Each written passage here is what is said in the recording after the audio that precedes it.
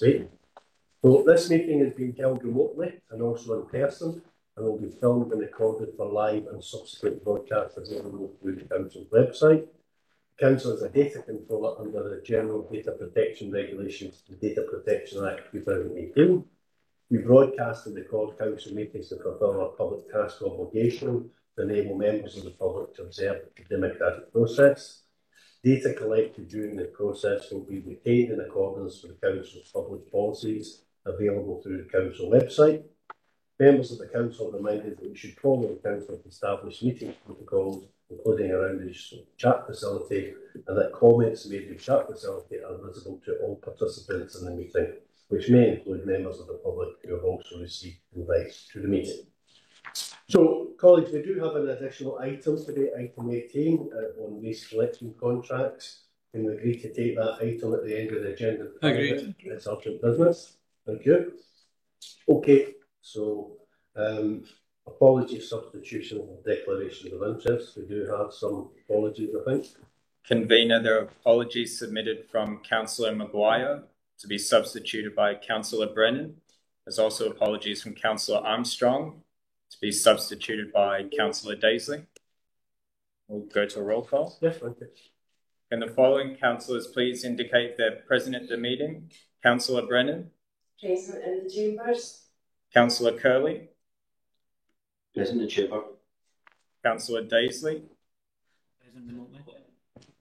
Councillor Law. Present in the chambers. Councillor McCabe. Present in the chamber. Councillor McCluskey. Present in the chamber. Councillor McCormick. Present remotely. Councillor McVeigh. Present in the chamber. Councillor Moran. Present in the chamber. Councillor Robertson. Present in the chamber. Councillor Wilson. Present in the chamber. Are there any declarations of interest? Councillor Robertson. Agenda item 10, section 4.7, I'm on the Board of Financial Fitness, and agenda item 16, I'm on the Board of Education. Aye. Councillor Wilson, could you? I apologise, can do that. Thank you. Okay, no other declarations of interest. Thanks for that. So, welcome to Councillor Brennan and Councillor Daisley as well to this meeting. So, that takes us on to item 2, 2022-2030 Resources Committee and General Fund Revenue Budget Update, and that will get up to July 2022. Thank you and good afternoon, everyone. This report provides more detail behind Utilities 2021-22 underspend of £726,000, which has turned into a projected £2.796 million overspend in the first monthly reports of 22-23, almost entirely due to inflationary pressures. You can see from Appendix 6 that the General Fund is projecting an overspend of £2.94 million after the use of £4 million of one-off reserves. The position would not significantly change if the current pay award for 22-23, partly funded by £206 million from Scottish Government funding, was accepted. This results in a projected and allocated reserves balance dropping to £2.5 million from £1.5 million below the minimum recommended level. Finally, the report seeks approval from a remit from the Education and Communities Committee to make a one-off payment of £278,000 from the COVID recovery contingency to Inverclyde Leisure to assist meet the increase in utility costs which Inverclyde Leisure are experiencing in 2022-23. I appreciate a lot of figures and information in the report and happy to answer any questions. Okay, thank you, Alan. Any questions or comments? Elizabeth, Councillor Robertson. Thanks. Thanks, Convener. Take on board what Alan has said there in terms of the Scottish Government funding not making a difference in terms of the figures that we're looking at, but I think it's probably important to sort of acknowledge the fact that the Scottish Government have brought forward funding for pay.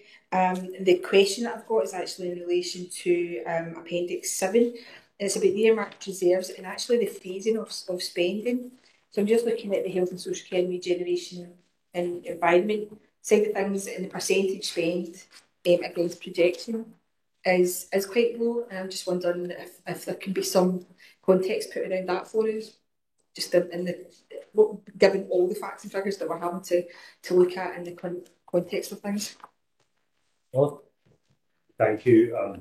In terms of the earmarked reserves, the phasings and the detail goes to the relevant service committee, strategic committee, and reviewed every 2 months by the corporate management team who challenge the phasings. It's in their nature that quite a lot of the earmarked reserves tend to be weighted towards the second half of the year, but it is important, just as been done here by Councillor Robertson, that elected members do keep a sight of the progress in spending the earmarked reserves, and part of the budget process will be a fundamental review of all the earmarked reserves at a time when other reserves falling below minimum recommended levels. Thank you. maybe worth pointing out, Elizabeth, that every Scottish government has actually given somebody for paying their right from settlement. We take the PO offer, which was definitely earlier than we did have the offer. Tommy, Thanks, Peter. Alan, the project that the share fund reserve balance we need to go by £1.5 million. How are we going to get that back up? And what kind of timescales we've got about on that, and what impact is that going to have on the overall budget deficit at the moment? Alan? Like any other aspect of the council's budget, the reserves are under increased pressure at the moment. The reserve strategy that's approved by the council would generally say that if reserves fall below the 4 million, the 2%, then there needs to be a plan approved of how that is going to be restored within a 3-year period. So the plan's approved and it's restored within a 3-year period. The difficulty that the members will face is because there's significant, huge pressures on next year's budget and the year after. It's hard to see a scenario where a budget would be agreed that would generate a surplus to bring the reserves back up. So the alternative that members will be asked to consider via the corporate management team, via the members' budget working group, will be a fundamental review of all existing earmarked reserves to see which reserves could be written back, projects stopped, etc., etc. Because as been pointed out regularly in our annual account, we have about 40 to 50 million pounds worth of reserves. But of course, that will exclude the health and social care reserves, which is dealt with as part of the IJB budget. Yeah, so Alan, I appreciate everything you said there, and I know where we are. So is it the case that for 15.2 million deficit, we should be earning on £1.5 million to try and pull it back over the next 2 or 3 years? And that should be really the part of the figures we've got. Hello? Through you convening up, I think, I mean, the 15.2 million, I think, is the last meeting, is a figure that I've never seen. I don't think this council has never seen since 1996, since it was formed.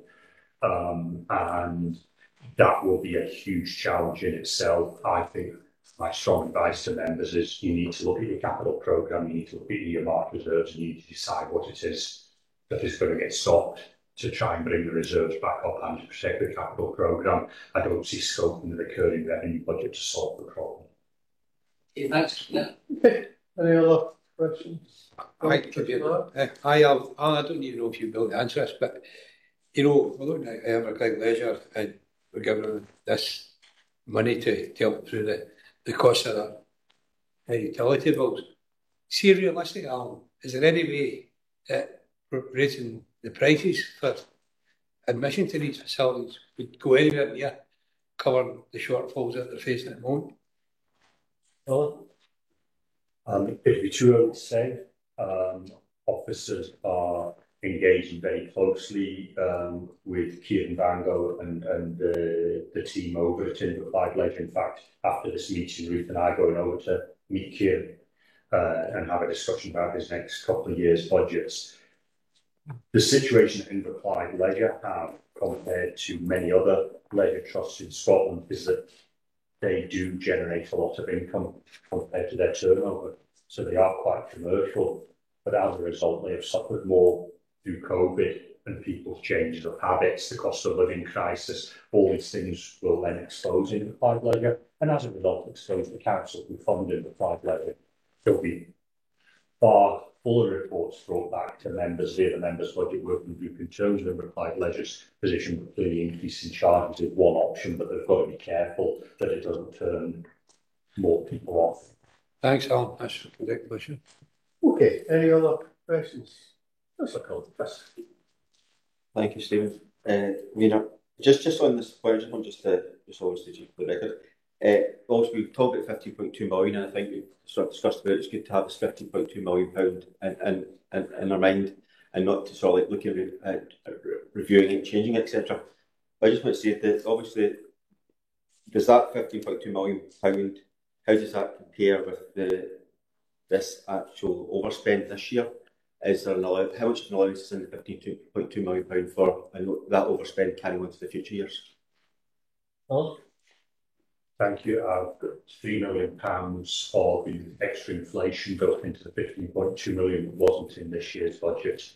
And so that's it's a lot of big numbers, but there's obviously an element of forward planning that the 2.9 million we're talking about equates to 3 million that was built in June. Any other questions or comments? No? Okay, can we agree on recommendations? It's different market. I like to see for myself. Okay, moving on to item 3, offering the exhaustive capital budget of 2023.5 capital programme again, Alan. Thank you. This is the initial report to the committee on the 2022-25 capital programme. Overall, the programme is within parameters with minimal slippage being reported at this point in time. However, the report does highlight to members the continued significant challenges both in cost management due to inflationary pressures in capital projects, and also highlighting the challenges in getting contractors to tender for work, which obviously are not going to impact on cost management as well. Perhaps answer any questions. Okay, thanks, Al. Any questions, comments? See a lot of heads shaking, so let's end in with that. Can I get recommendations? Okay. Moving on to item 4, finance services update. Again, Alan. Thank you. This is the finance service update and highlights the main projects and performance updates across the finance service.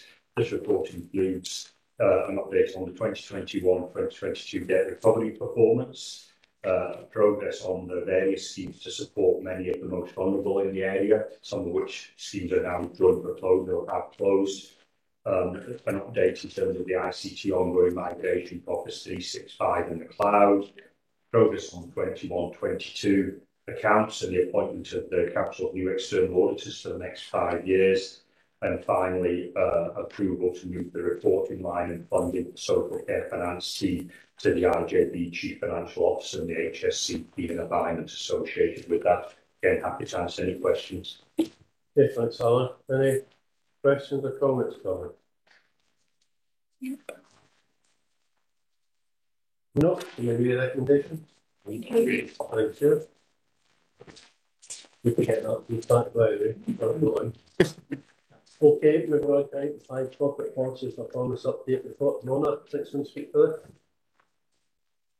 Thank you, Convener. Good afternoon. This report provides the committee with an update on a number of performance and policy matters, focusing on the Council's strategic planning and performance management framework, and that's building on the workshop held with members on the 29th of June. Secondly, some national developments in relation to best value, with overviews of 3 reports relating to Moray, Angus and Shetland councils. Thirdly, self-evaluation within the council. And finally, the results from the Citizens Panel Winter 21-22 survey. Happy to take any questions, Convener. Thank you. Okay, thank you, Mona. Is that what I'm on this? Yeah, can you not see us? Well, she's on my screen, so it's not exactly the same as that screen, mind you. Is she real? Oh, she's definitely there. Mona's definitely there, yeah. And we hope that you can confirm you're real. Councillor Wilson has asked if you're real. I'm definitely real and I'm definitely here. Thank you. Well, nice to meet you. Okay, I think you've met Mona and various other sessions. Martin. Thanks, Convener. Thanks, Mona, for this report. I've just got a couple of questions about the Citizens Panel. Firstly, How many people are on it? Like, how many people do we survey? I noticed that the survey response was 63%, but how many people actually is that? And second, how do we make sure that the citizen panel is, well, firstly, is the citizen panel representative? Do we try and make it a representative panel? And how do we make sure that it's kind of refreshing over time? Maybe as people drop off or the response rate falls. Thanks very much. Well, Thank you to you, convener. There's 1,000 members of the panel, and a third of that panel is refreshed every year. And it contains a spread in terms of trying to represent demographics, in terms of gender, age, etc. It's fine. yes, and I've been a member of the previous Elizabeth? A very quick question relating to 3.5, where we've got, well, 3.2 to 3.6 really, but we've got the 3 best value audit reports that have been completed in the period that we're reporting on. I'm just wondering, are we making plans to chat to Angus, as seen as they're doing quite well, and just kind of, again, when we see somebody who's been heralded as doing well, good practice, making sure that we're learning from them, not that we're not doing well necessarily, but if we know that someone is particularly doing well, we should be drawing alongside and chatting. Okay, I think the chief execs want to come in as well. Through yourself, convener, I was having a discussion with Margaret Williams and the Chief Executive Angus on Thursday about us coming to have a look, or doing a virtual look at some of the things they've done that helped them to get such a good best value audit. Thank you. Yeah, Roland, you want to add anything? Nothing further to add to that, thank you. We could always volunteer to get a best value audit to prove how good we are as well, but okay, any other? Maybe just get everybody voting result, asking us how we do so well. Exactly, I all the time. No praise and self-praise. Okay, anybody else want to come in? No, okay, 3 recommendations. Good. That takes us on to item 6, which is the 2023-26 budget update, which is currently got its own series running in the Greater Telegraph, so we'll all be very familiar with the contents of this report. Alan? Thank you, and as a noted in my sort of notes here, that obviously elected members have had a briefing on the savings proposals and options from the corporate management team, but the report does seek decisions on a number of matters relating to the 23-26 budget. Appendix 1 updates the remaining funding gap and splits this over financial years. I think it will become an increasingly important issue as the budget develops, and is obviously hugely dependent on the Scottish Government giving councils more than a one-year figure. And given the current financial situation and uncertainty, there's no guarantee that that will happen, in which case we'll maybe need to revisit that as a council, what our plans are. So the 23-24 years are absolutely key. Appendix 2 provides a list of savings options totaling £12 million developed by the corporate management team, and detailed savings sheets have been developed with a view that these are shared with all elected members by the middle of October. The report seeks approval for powers to be delegated to the Chief Executive to progress voluntary severance goals in relation to potential savings areas across the council, and approval is sought to arrange a briefing with the local MSPs, and it is proposed that the local MP is also invited to that briefing. Finally, approval is sought for the approach to be adopted in determining the council contribution to the IJB for 23-24. And this is set out in paragraph 4.5 of the report. I'm happy to answer any questions. Okay, thanks, Alan. I mean, I think it is important to reiterate that there are no decisions other than the recommendations in the report to be made here today. We do have a list of particular savings in Appendix 3 that we've been asked to approve, but the vast majority of the savings are savings proposals that elected members have yet to look through in detail and discuss. They will be subject to a public consultation. So the impression, I have to say, has been given in certain articles that decisions have effectively been taken and many of these savings, which is clearly not the case. The member budget working group is recommending that we do put these proposals out for consultation, but ultimately decisions at the end of the day will be taken by elected members. and they'll be taken in the context of the financial settlement that we ultimately receive from the Scottish Government. They'll be taken in the context of the inflationary pressure we face, and I have to say, any decisions that we make around council taxes as well. So I think we just need to be clear that we will listen to the views of the public when it comes to the consultation. We will scrutinise these proposals in great detail, and we will seek, as elected members, to make decisions that are in the best interest of our community. And that's why we're elected here, that's why we've come here to try and do the best for our community. Some very, very difficult decisions have to be made over the coming months, but we will always try to do what we feel is best for our community. Okay. Councillor Wilson, you want to Yeah, and just a question for you, Alan. I really do agree with briefing MSPs on what's contained in this paper. You're briefing others. Is it your intention to not just be constituency MSPs, but list MSPs as well? I think this was a matter that the members' budget working group recognised the value in briefing, and I'll happily take guidance from elected members. I think the intention is that we would certainly, so it's not easy to arrange diaries to have meetings, I'm always conscious of that, but I think we can try and get a date, hopefully will suit the two constituency MSPs, the MP, and invite the regional MSPs as well. I think we should make it as open as that. But diaries can be quite difficult to coordinate in terms of that. Okay, Councillor wants to come in. I'll bring you in. Sorry.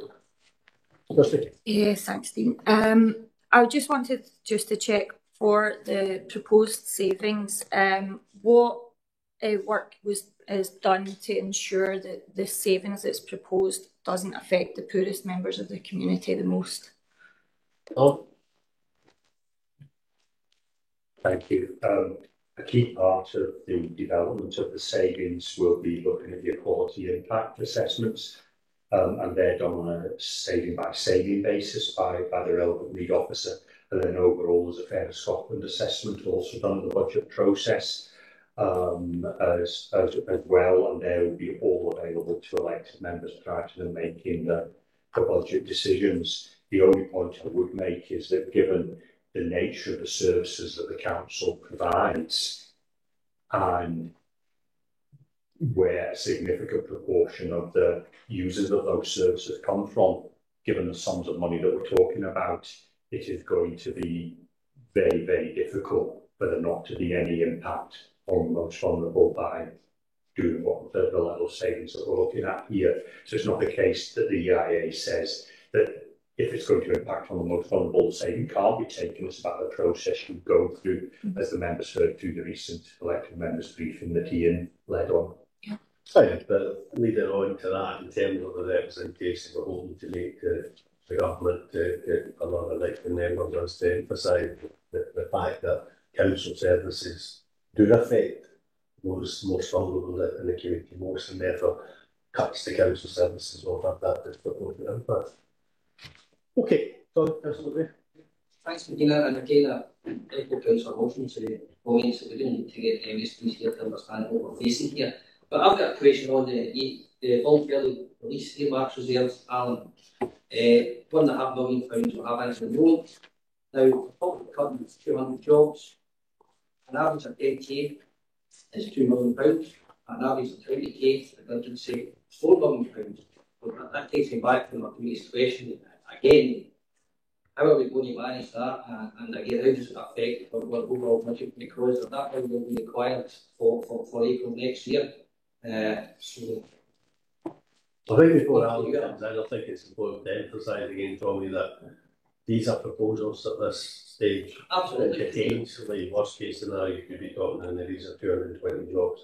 But that's an assumption that elected members take all the savings which relate to the posts. That may not be the case, so we may not be taking that number of posts. But you're right to raise the fact that if there's going to be a substantial number of voluntary severances, that obviously that needs to be funded. I think Mr. Poppy convener probably ahead of the game. He's maybe got a current plan, but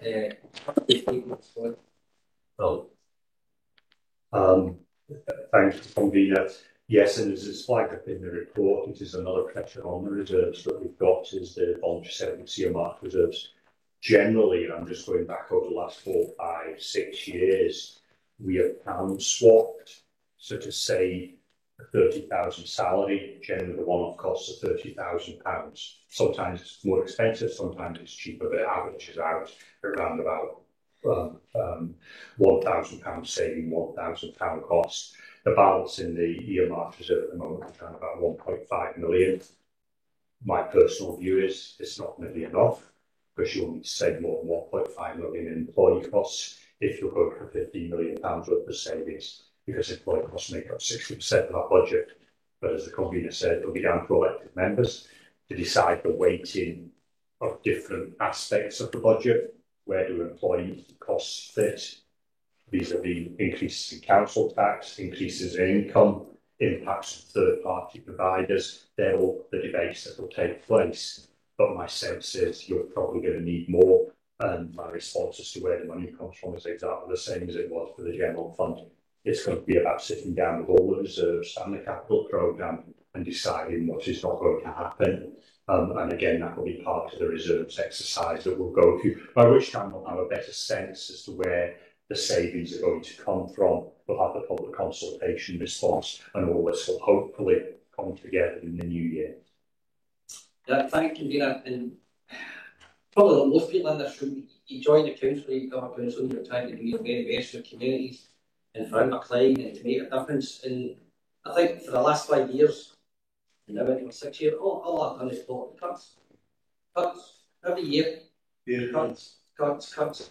And I think we're not naive enough to understand that politics is about priorities, making choices, and I think we have to accept that the Scottish Government haven't really made local government a priority. I think that's just a fact of life. I think the figures bear that out, and now the chicks have come home to roost, and we're going to see devastating cuts in our communities if all these go ahead, and it's not looking too good at the moment. But I'm just again appealing to my SNP colleagues. You are the party of government. You are the party who have the people locally who have a direct line into the Scottish Government, and I would point you to make the case, because we can't take these cuts in our communities. We just can't do it. And again, what we're talking, Alan, even salaries, £4 or £5 million out of the local economy as well. That's where we're not going to affect everywhere. So I would hope that the SNP colleagues will do the best they can for us and for our community. Thanks, Stephen. Okay, thanks, Tommy. Martin. Thanks, Convener. Just, I want to start with an observation, really, just to echo what Tommy basically just said. Like the priority put by the Scottish Government on local government has just decreased year on year on year. And what we're now seeing over the next 5 years is a real-term reduction in funding for local government at a time when the Scottish Government's budget is going up. So, just looking at the Scottish Government's own resource spending review, a 12% increase between now and 2026. But for local government, a 0.93% increase between now and 2026. So, like Tommy said, the numbers speak volumes, and the numbers say the SNP government are cutting in real terms funding for local government at a time when, in real terms, their settlement is increasing. And I think that's something that SNP members should think about when they're making representations to party colleagues about the situation that we are finding ourselves in. Just two questions. Firstly, on the service changes that are made, on each of those individual changes, have we assessed the cost of making those changes? So I know in some cases it might involve redundancy payments, but it's not just on the staffing costs, but the cost of making service changes. How are they assessed in this process? And then second and final question is just on external funding. At the same time as we're doing a trawl of, say, voluntary exit, are we also trawling through these potential savings and really asking ourselves the question, can this potentially maybe be funded? If it can't be funded through council core funding, could it be funded by an external funder? And is that something that we're looking at with each of these cuts? And is it something that that we've got the resource to actually to do? Do we have the staff in the council to look at external funding opportunities for things that, maybe year by year are small amounts, that we could attract funding from external funding. Thanks. Thank you. Couple of points in there. The cost of delivering the savings, if there are specific one-off costs, then they would be identified in the detailed savings sheet that we've got. However, what that won't include at this point in time clearly is the cost of any voluntary severance, because that's a separate exercise which we're subject to today's committee decision. We will get approval of to proceed. So the way that we manage the voluntary severance costs to ensure that they're manageable is we have approved value from the criteria with a payback of less than 3 years. In most cases, it's less than 2 years. And I say at the moment, the last 4 or 5 years, it's averaged at a 1 year payback on average. But if there are one-off costs associated with achieving a saving, then they're identified. But as members will see when they look through this summary list and they get a detailed savings, most of these are costs, and it doesn't involve a lot of costs to get the cost you just stop doing something. In terms of other funding sources, clearly officers on an ongoing basis are looking at opportunities to fund services. However, the reality is that what we're talking about, again, when you look at the savings here, are core services for the council, which the local government funding settlement is for. So quite often when you're attracting external funding, it's for extra things, it's for new things that would potentially be viewed as more peripheral. Whereas this is when I'm going to single out any savings. You can see some of the big savings that are in there. There's no external funding for that. You're going to be, you either pay for the service yourself or you don't deliver it. Or if there's opportunities to charge, you look at charging, with the implications that has in terms of our record in attracting funding. It's something that members have commented on previously. It is not straightforward, it is not guaranteed, and it is hard to guarantee the delivery of core services off the back of 1 or 2 year funding settlements, because it'll keep you just move from one funding envelope, one funding cycle to the next funding cycle, and it's very difficult to offer people permanent roles and give surety to the public that there's a permanent service there off the back of it. But always, we'll never say we get every penny in that we could get in. But I think the focus at the moment is the danger is that we chase after that. But the thing here is for service delivery across the pieces where these savings come from. I mean, I think it's fair to say we are looking at the likes of the employability funding and the sort of shared prosperity funding to see if you can utilise some of that. They're not necessarily committed recurring funding to look at some of that in the short term to potentially protect some positions, but it's more or less substitution funding for a period of time. Yeah, I'm sorry coming through you. I was just going to say, and obviously one of the knock-on impacts of, and there has been an increase in ring fencing from the Scottish Government, is that maybe now some of that ring-fenced funding is in a different way doing what some of our core funding is doing.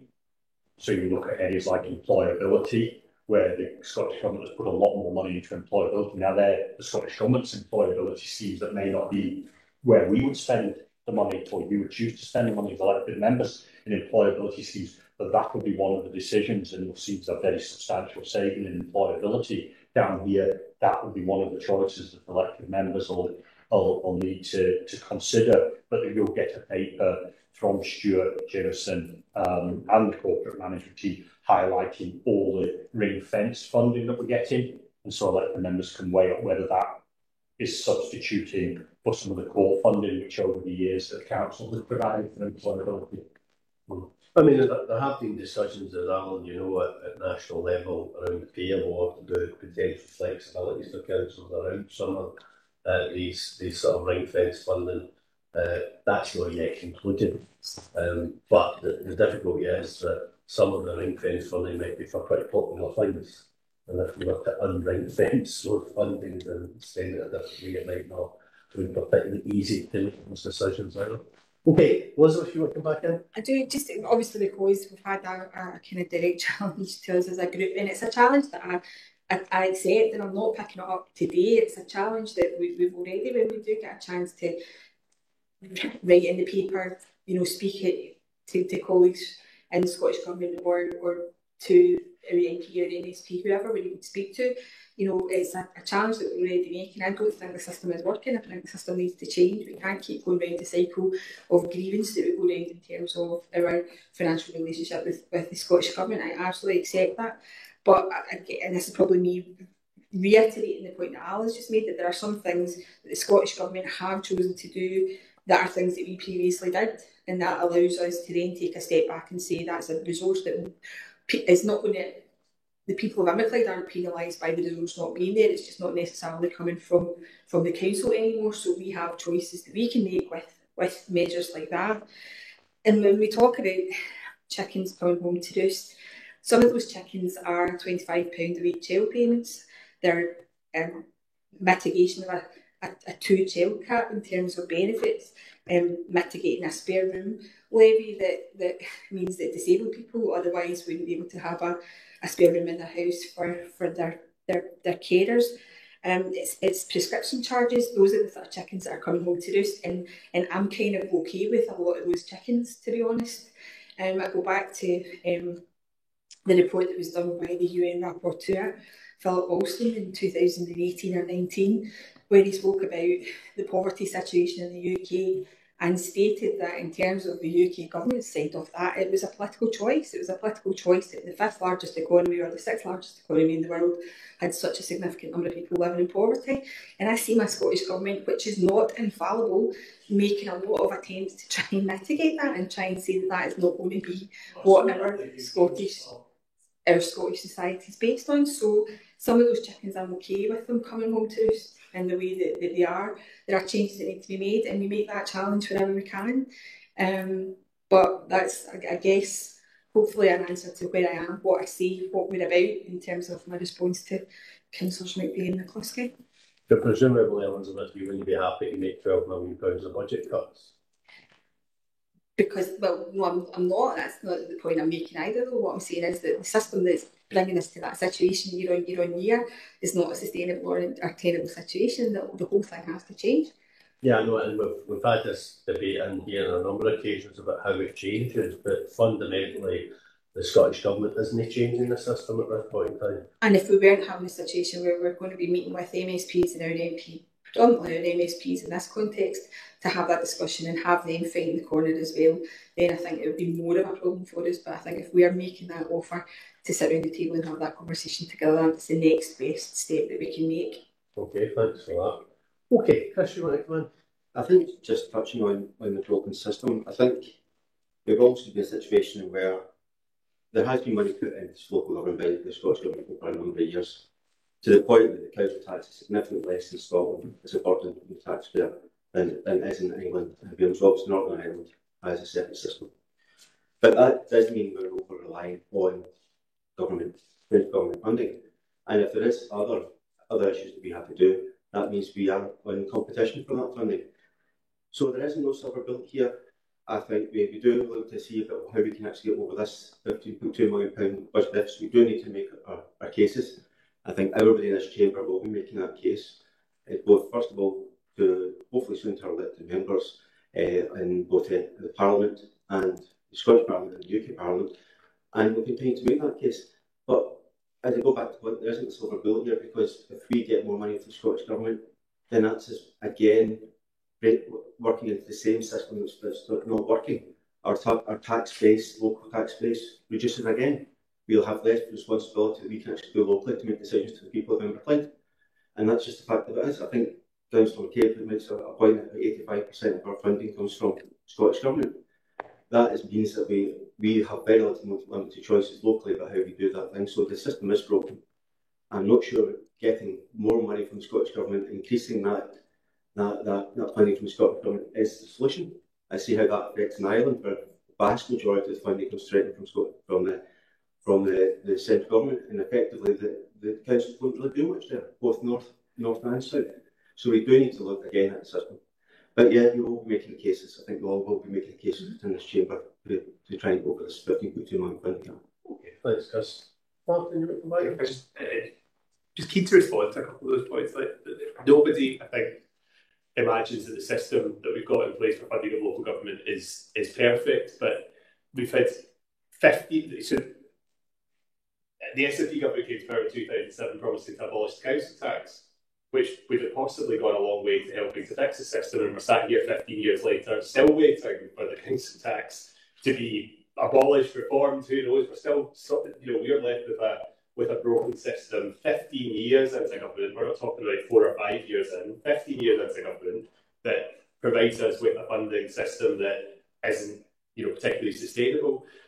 In terms of fixing the system, the whole point of the resource spending review that the government just conducted earlier this year was an attempt to give local government some certainty, and they've done that, but they fixed the system against us. So, Elizabeth talks about, Councillor Robertson talked about political choices. A 12% increase in cash terms to 2026, but they've chosen to give local government a 0.9% increase. Now, what that political choice means is it is forcing us to be the ones that have to make difficult decisions, while the Scottish Government in Edinburgh pretend they're making difficult decisions, but they're not difficult at all. We are the ones being forced to, all of us, all parties being forced to sit here and make these choices because they are fixing the system against local government. So, if I see a 12% increase in cash terms to 2026, my question to the Scottish Government would be, well, why are you not increasing local government funding by 12%? But why are we the ones that are being forced to take the sharp end of this? And it's not us as councillors, we can all sit here and say how bad a time we're having. The people are going to be having a bad time, the people who rely on the services we provide. So ultimately, they are the ones who are going to be at the sharp end of these decisions that ultimately the Scottish Government have made. Yeah, I think we've had a good airing of our feelings. I mean, ultimately, the way I view it is that we are here to fight to get the best deal for Inverclyde so that we can deliver the best services. Too often I have to say within these chambers, other elected members have said, well, I'm quite happy for the government to make those choices for us and decide where the priorities are. We just accept the consequences of that and then have to cut it off the suit. I don't see that as my role as an elected member. My role as an elected member is to lobby both locally and nationally for the best deal for us to deliver the highest quality services we've got. Now, if at the end of the day the government decides to make its own priorities and they don't necessarily accord with my personal priorities or the priorities of council, that's democracy, because at the end of the day we are governed by the Scottish Parliament. But I just think we need to try and make the best case we can and let others argue the best case that they can for their own priorities, rather than making the argument for other people. Okay, right now. Which council also do? You're the happy man anyway, so you're. No, do it. I'll be very brief. I think that the Scottish Government's own chair's figures of income expenditure showed a gap in the last year of just over 15 million between what we get in income and what we spend. Spend's much higher. That money's made up from quite willingly from London. But then, and where I do agree with Elizabeth, it's a question of choice. It's a question of what you do with the money that we've got. And I think the SNP have made some really bad choices. I think they've wasted an awful lot of money over the last 5 years on different projects. I think we've got one sitting in Glasgow, we've got Prestwick Airport. There's all sorts of things for them.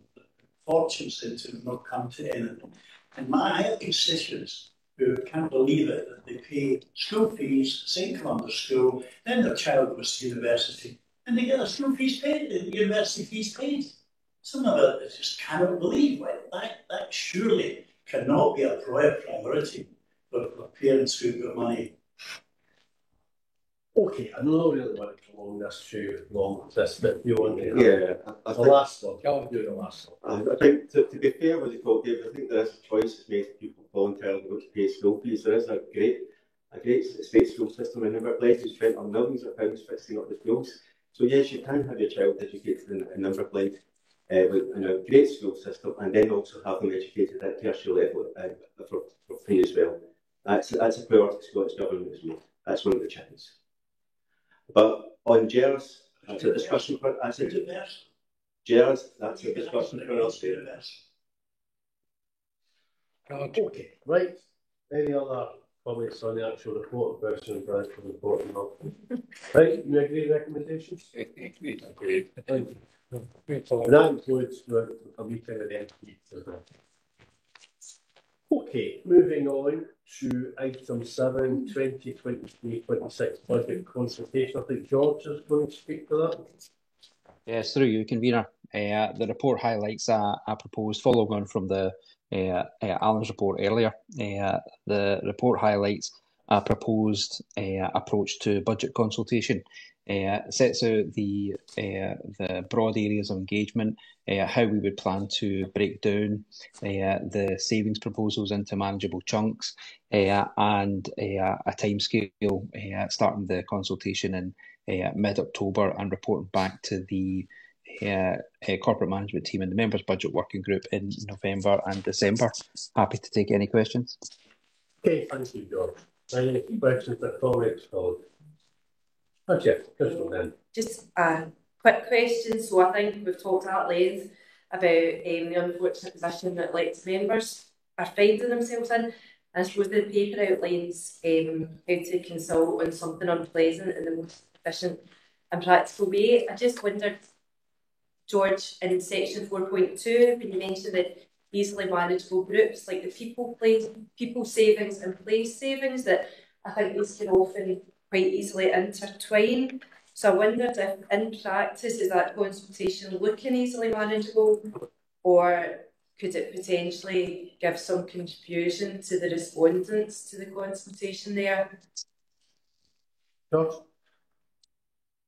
Yeah, I think that's a fair question, because you'll see in the previous paper in the appendix that there are a lot of savings in there. So that's really what we've tried to do, and you'll see against again in Appendix 2 is that each of the savings proposals are broken down into those sections to try and make that more manageable.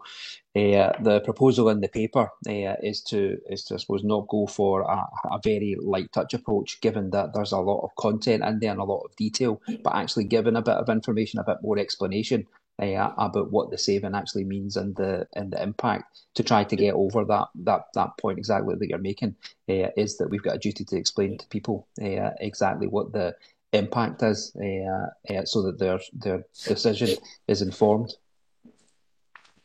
Yes, come to that. Okay, any other comments or questions? No, agree recommendation. Okay, thanks, Colin. Okay, moving on to item 8, people and organisational development strategy 2020-23 action plan 22.3, and Stephen is going to speak to that.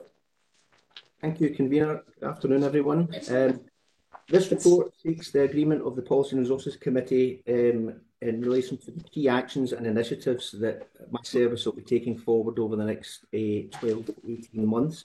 You'll see from the report the main focus is around a lot of the HR implications that are coming out of the projected budget gap. So you'll see the focus is around managing change, succession planning, employee wellbeing, and obviously our new ways of working project as well. So the main detail is in the appendix that's attached to the report in terms of the action plan, but you also see the highlights in section 4 of the report itself. And for those of you who attended the members' induction training back in May and June, you will probably be familiar with this. We covered this in quite great detail. Certainly, we've broken that down into the 4 themes: people and organisational development strategy.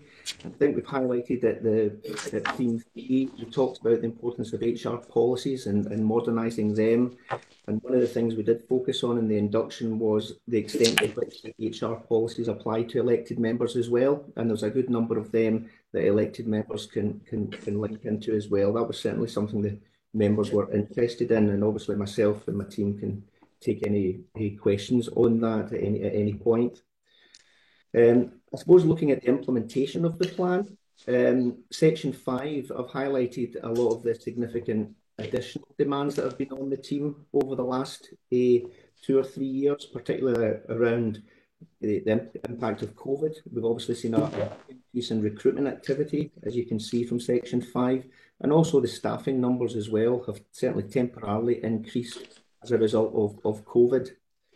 And you'll see in section 5, I'm also looking for the committee to agree an extension of 2 members of staff in my team to help manage the change process going forward.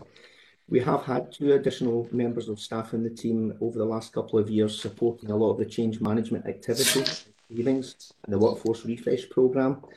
But I think over the next year or 2, we're looking to extend these 2 individuals up until March 2024 to really try and assist the smooth reduction in workforce numbers over the next 18 months. You'll see from section 5.6 of the report, there will be a lot of work attached to voluntary severance trawls, which we spoke about.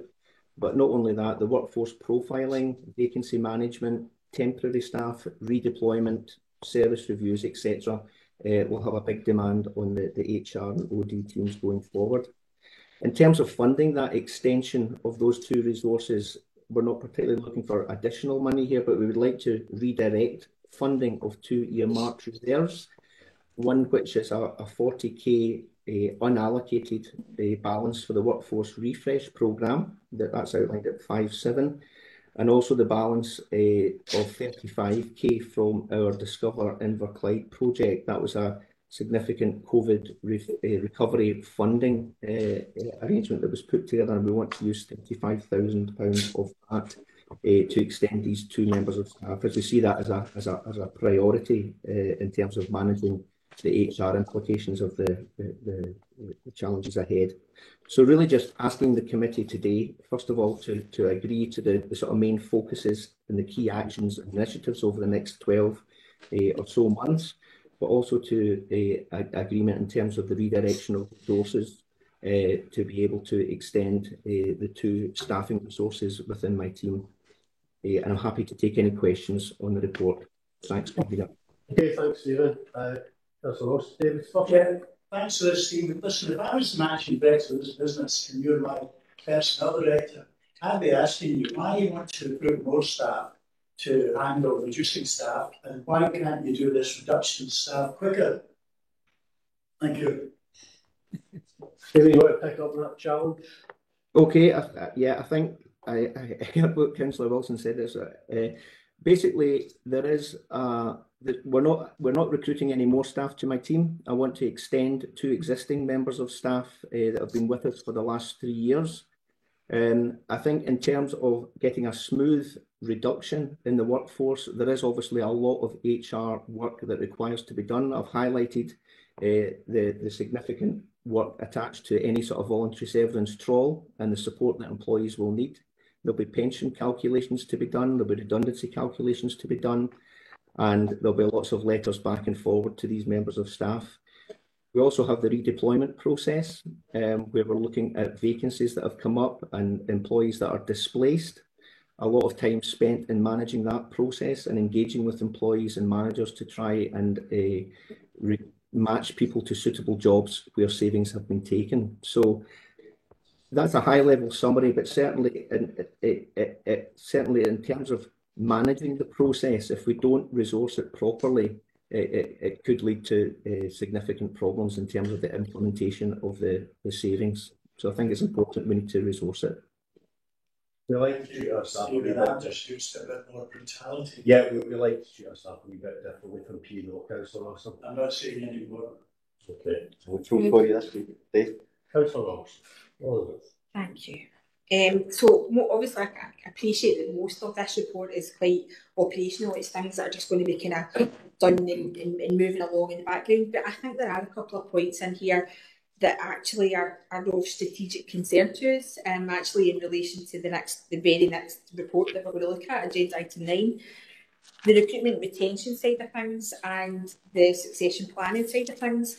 And I kind of wondered what sight we might have on a more regular basis, particularly on the impact that we seek to have in those areas, because I do think they are of strategic significance to the organisation. And also, page 87, the way succession planning action is written, it's quite output process I'm not really seeing what we truly want to get out of the work that we want to do on succession planning. I know I'm not a broken record talking about outcomes and output and impact for everything, but I do it for a reason. I think it's the right thing for us to be focusing on, and I do think that one looks quite output processing. So my long and rambling comment summarised, and I think there's a couple of things in an operational support report that are quite strategically significant, and it would be good to kind of get sight of impact and progress. Stephen? Yeah, thank you. Through you, convener. Certainly, Councillor Robertson's mentioned recruitment selection. That is a big priority for us.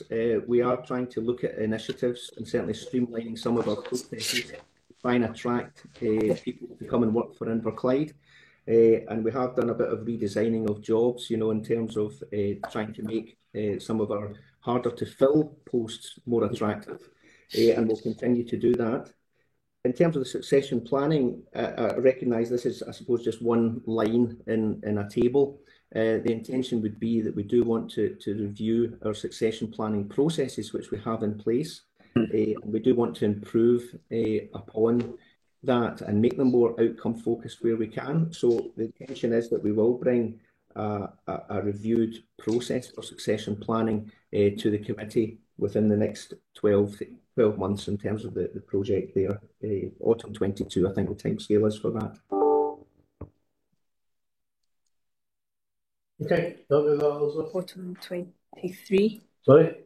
Autumn 23. Sorry, yeah, it will probably be. It will be before that. We're intending to bring a report on this to the corporate management team in the next few weeks. In fact, Councillor Robertson. So we'd hope that we'd have something to committee perhaps later this year or early next year. Thank you. Well, that's good. We also get an annual report, don't we, Stephen, which sort of gives us a review of progress in these various actions as well. Yes. Yeah, we do. That would be due to be coming to committee in March. Oh, okay. Can we just get those areas kind of like highlighted in yellow neon, I guess, like pure claxons and things to emphasise them, because I do think they are really important, that we don't just wait for a full year to find out what's happened or not. Find that up, Stephen. That's absolutely fine, thank you. Yes. Okay, right. Any other questions or comments, colleagues? No, review the actions. Thank you.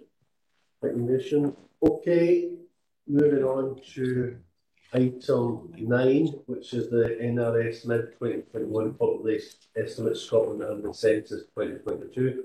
Mona, I think you speak to that report. Thank you, convener.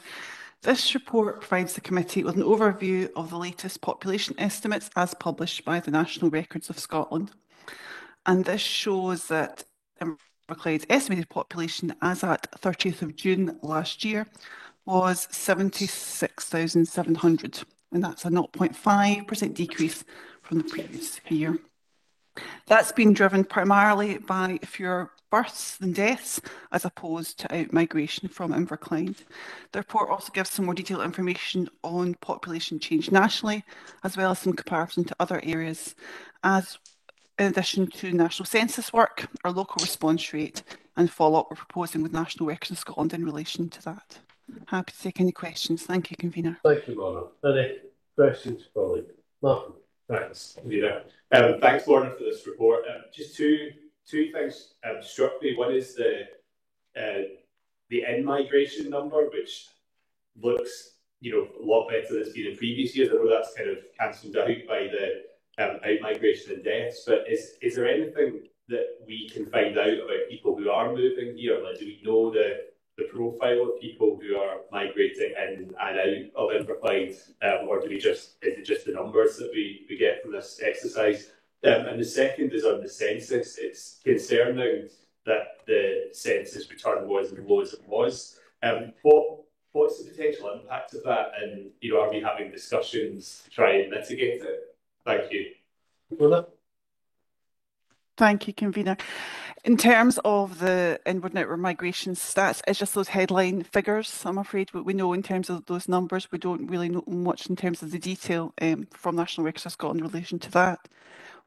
And in relation to the census, obviously we have concerns around potential impact on that being an accurate figure in relation to Inverclyde and how that might impact on budget resource decisions going forward.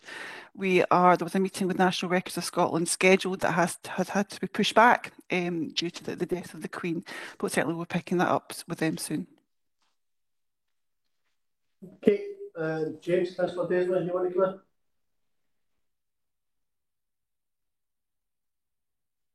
Yeah, just a question around the percentage population changeover from 2001 to 2021. It's a huge gap between the second bottom and certainly this. You know when it goes to the fifth from bottom, it's a positive.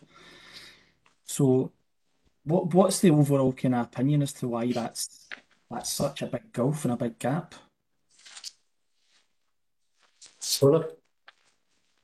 Thank you, convener. I think it's a bit of a cop-out. I think it's a complex issue, and I think when you look at what would make people decide to stay in Inverclyde or come to Inverclyde, again, it's really complex. It's around jobs, quality jobs. It's around housing, education, attractive environment. So I think it's a complex picture. It's something that the population group that Reports Alliance has been looking at, for over a period of time, and they're due to report again in October in terms of the progress that they're undertaking in relation to that. Hey, Elizabeth. Thanks, Camilla.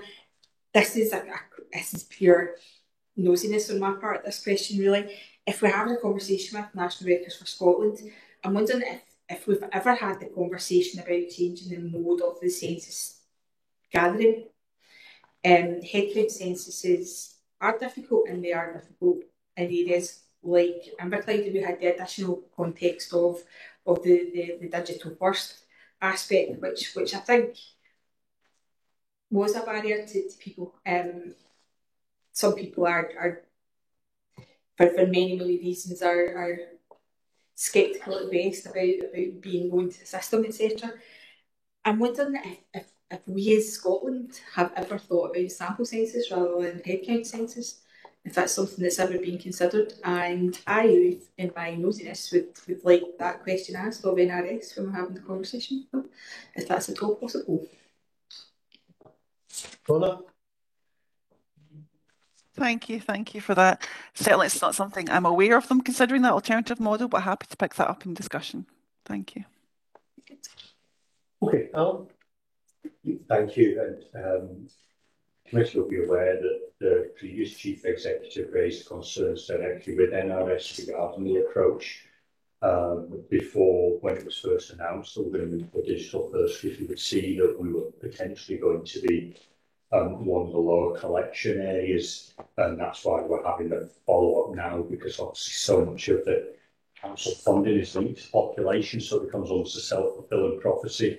If your numbers are low, you get less funding, people leave the area. And so that's why Louise, the current Chief Executive, herself and Mona are going to meet with NRS just to get a reassurance as to what allowance they're building into areas where there's been a lower uptake, just to get, I've had a verbal reassurance that it's okay, but I think it'd be useful for us to sit down and better understand that. And if I can, just to follow up, there's a wee bit more analysis on the incoming, the people who moved into the area, in a more detailed report, which was issued at the time. I can sort of dig that out, and I can let Councillor McCluskey know that.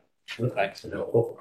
I mean, I think around the census, I think it's only fair to point out that there's a significantly higher return than the rest of the UK than there was in Scotland, so I think there's lessons to be learned in that. I mean, in terms of population, it clearly continues to highlight the challenges that we have around population. And we've obviously been trying to bring a big focus to try and bring a balance to the migration, try to achieve a net inward migration. And I suppose there are signs here of potential success along those lines. But the fundamental challenge that we face is obviously the natural population change. There's just not enough babies being born, and there are too many people dying. So we need to improve the health of the community. What we can do about more babies being born is a difficult discussion that we've touched upon in the past. But what you're also seeing is Scotland is facing a falling population. I mean, the background over the last decade or more has been a growing population in Scotland overall, and particularly growing in certain parts of Scotland.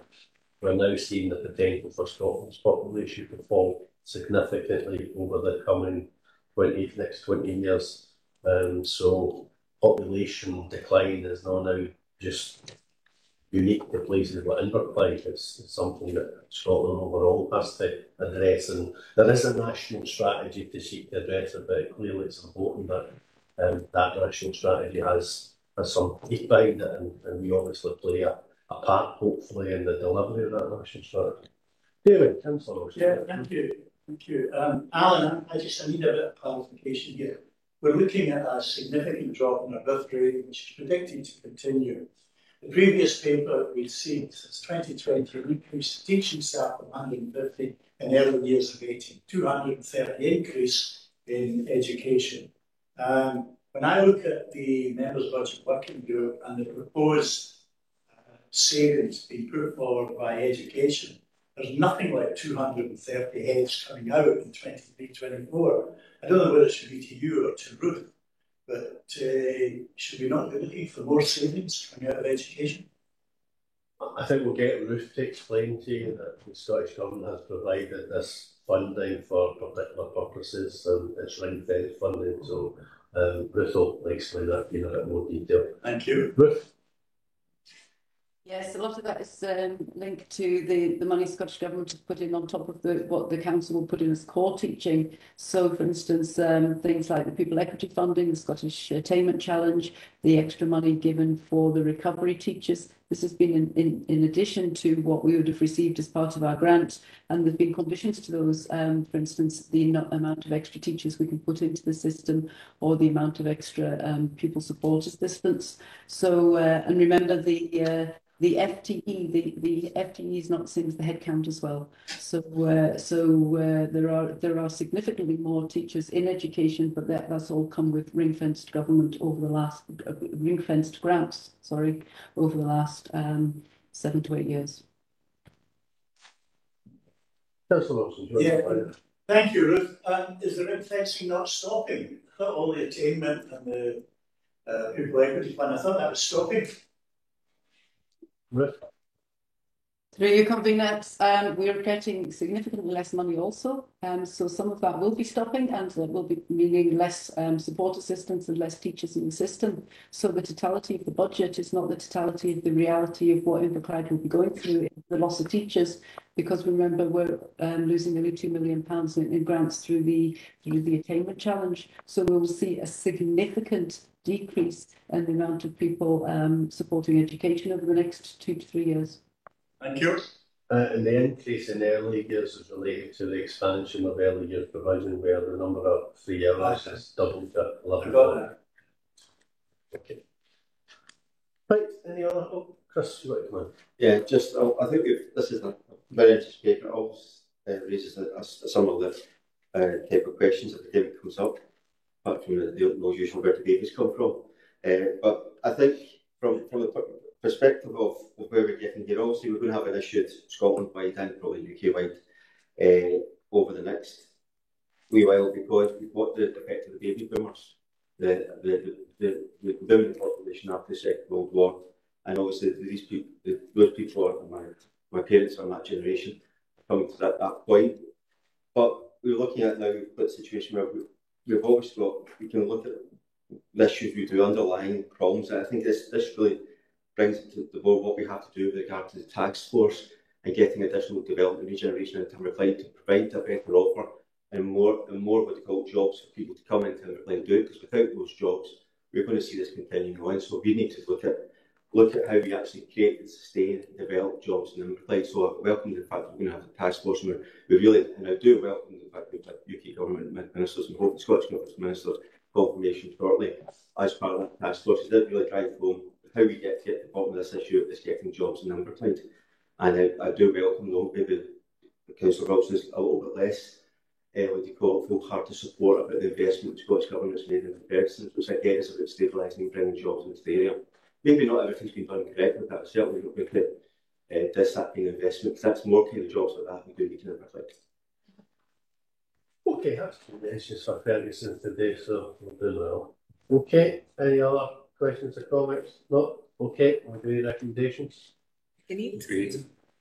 Okay, that takes us to item 10, progress and development of anti-poverty interventions 2021-23. I think Hugh going to speak to that report. I think it's myself. Right, no. That's okay. Stuff So this, Colin, you can start.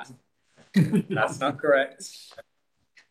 okay, apologies. It was supposed to be we just got the dentist because of the change of time. So this is a report on the progress and development for the anti-poverty interventions, and this is not the totality of the anti-poverty interventions the council undertakes, but that link to the allocated funding. If you look at paragraphs 4.1 to 4.10, that gives you an update on each of the interventions, and you'll note in the appendix that there is an underspend, and we're looking at the potential underspends, and we'll report back on these to the next committee. If you look at 4.11, this is the distribution of the funding in relation to the Winter Support Fund. We're also asking you to note the emergency powers to authorise the initial payment for preschool meals when we were going for the strike. Thankfully, that didn't happen, so we didn't need that money at that time. But the last bullet point is asking you also to prove the fact that if there was an additional strike, that we would be in a position to make payments to the school, to school pupils if they missed a day. Happy to take any questions. Okay, thanks, sir. Martin. Thanks. Thanks, Ruth. It's good to see what's going on. My question is just on 4.4 on the business startup grant, the Boost startup grant, I think it's called. How are we selecting organisations that apply for those grants? I know that the paper says there's not been any formal communications, marketing or advertising of the project. So are we just providing grants on a first come, first served basis, or is there a criteria that has to be fulfilled so that we're hopefully funding startup businesses that will have a bit of a life to them? Councillor McCluskey, can I get Stuart Jamieson to answer that? I know he isn't here. I can see Louisa's got her hand up, but I don't have that level of detail as to the selection criteria. I don't think Stuart's with us at the moment, so I'll bring in Louise. Through yourself, convener, and hopefully I'm able to help, although Stuart can give more detail. It's through the Business Gateway, but also through the Chambers. So there are criteria that we apply to it, and we are looking at how we support and incubate businesses and try to get entrepreneurs to come together. So there are criteria. I don't know the detail of the criteria, but there are criteria, but we do it through the Business Gateway, we do it through the Chambers. And so we haven't had to advertise it, so the people have come forward themselves. Okay, we'll get that information out via Stuart's team. Anything else, Mark? No, that's fine. Thanks. Okay, Elizabeth. Thank you. I'm looking for a bit of clarification, if that's okay, on the next step section of 4.2, which is in relation to RISE. It says planning and development of the second stage in the pathway, employment through the regeneration partnership pathway is underway. The project team will continue to monitor the referral process to ensure that the men referred remain within the agreed SND zone areas. Can I just double check what we mean? What we actually do mean by that we're only recruiting from particular SND data zones. Is that correct? Through you, convener, we were particularly targeting the most deprived SND data zones. We wanted this particular project to be very targeted around those areas and not more widely available. So if you remember, there was the Greenock Central and also the Port Glasgow zone areas. We also looked at the particular age range of the clients, and I think we got a previous paper saying we were looking at expanding the age range just to a limited uptake. So it's basically making sure that what we set out to do remains true to the original ethos of the project. Okay. That's helpful. Can I have another one as well? So it's on 4.3, the next steps for 4.3, about the social workers in schools, and it says by September 2022, the audit and evaluation tools will be in use and measurable outcomes in children and families will be reported. Just checking that that's reported to us, that we'll see a sort of impact report on that. Sorry to be a broken record again. Yeah. Yes, I mean, I know the team were working on the audit and evaluation tools, and a lot of that was about particularly looking at the whole system approach and looking at the GovFec interventions as well, and making sure that there was a wider systemic learning from it. But yes, happy to report back. I wouldn't go into probably all of the details for committee reporting, but definitely happy to report back on that particular project. Okay, Louise, you want to run as well? Through yourself, Convener, it's just to add that obviously the anti-poverty initiatives are jointly funded by the IJB and the council, so there's two reporting mechanisms in relation to that. So it's just a timing issue about where it's reported first. Okay. Any other questions or comments? No, you give your recommendation? Okay. Okay. That takes us on to item 11, progress report and participating in the budget in November 20. Executive again, Ruth? Yes, this one's me again. So this is a report on the annual report we do on participatory budgeting, and the report says that we had a target of 1.78 million, and we narrowly missed that target by 1.6 million, made up of 1.2 million of revenue and 0.4 in capital. We didn't report on the £2.5 million worth of budget consultation that we also undertook. We tried to remain as true to the original PB as possible, but the report also mentions that given the increased context and the difficulty of the ongoing budgeting, we will find it increasingly difficult to sustainably reach our target as we go forward. Okay, thanks, Ruth. Any questions or comments? Yes, please. Well, unfortunately, Councillor Roberts cut my eye first. I'm sorry. See, unfortunately, senior sitting in this chair, there is a natural inclination to look that way. To lean to the left. Yeah, that's all. Yeah, I don't know what it is, but it's my natural inclination. Elizabeth. Thank you. What I thought about asking this question, and then I thought better of asking this question, and then Ruth said the last thing that she said, so I've revisited and I'm going to ask the question.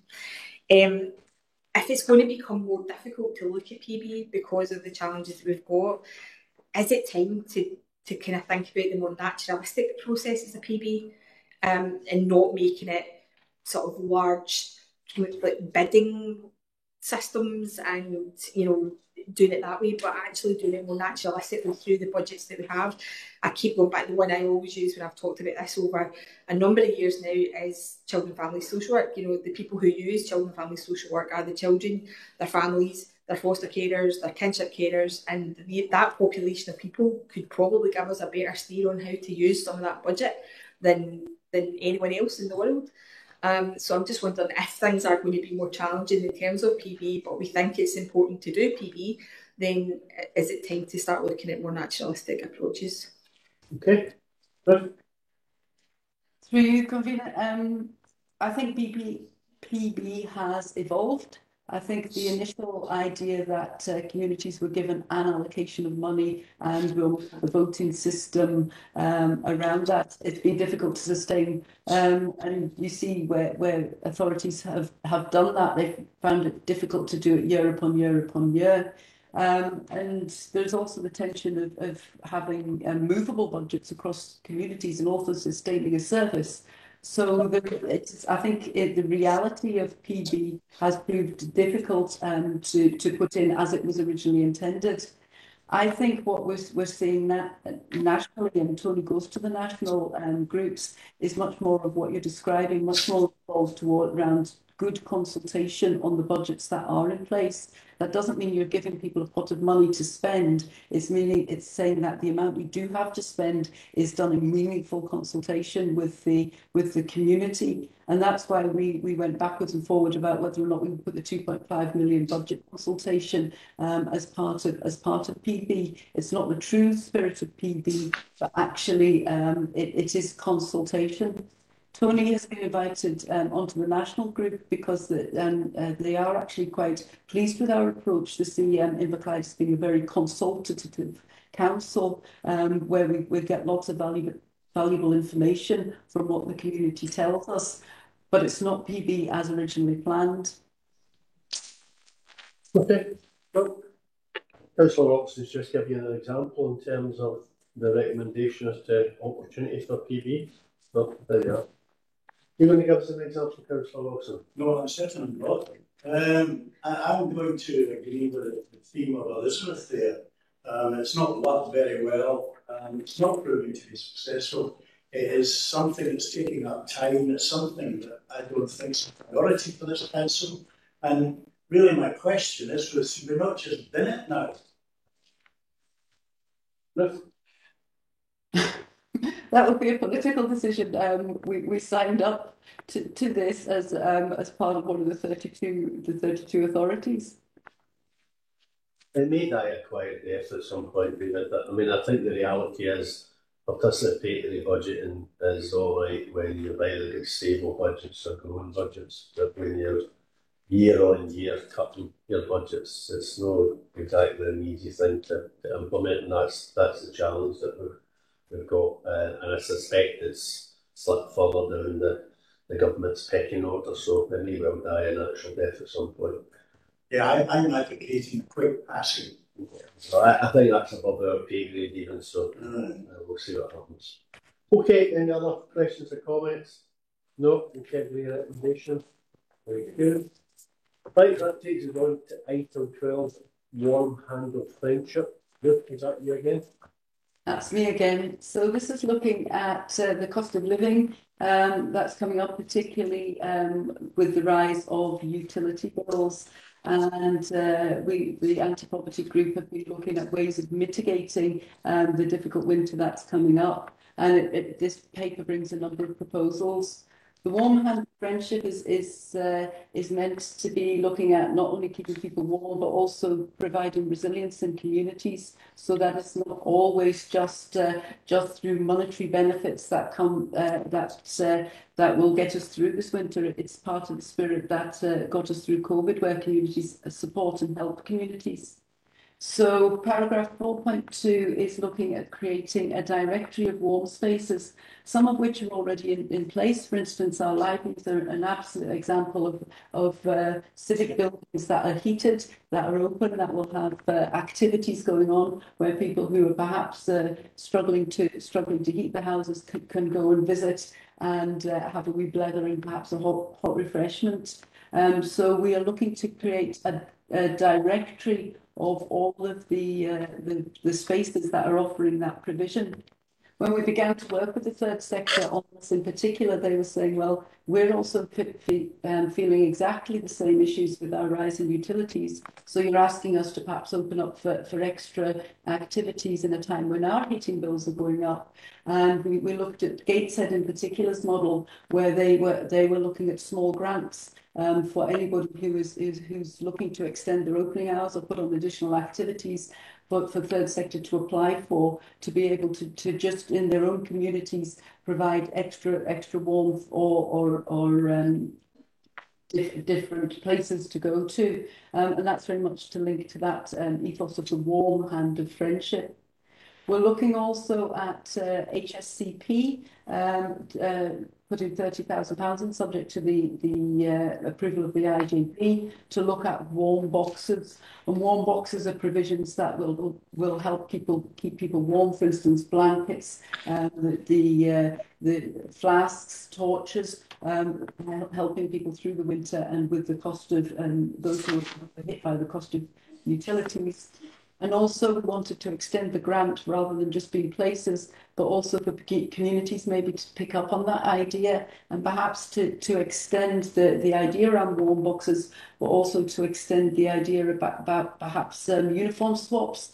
A lot of our schools have uniform swaps. It tends to be around what children would wear to schools, but our teachers are already beginning to think about how that might be through coats or jumpers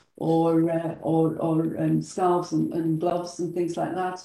So basically, we're looking at a small grant scheme run by CBS with up to £100,000. We're asking for delegated authority from myself and CBS to oversee the scheme, and the idea is, and quite an ambitious idea, but we're hoping to get there, is to launch this during Challenge Poverty Week, which begins a week on Monday on the 3rd of October.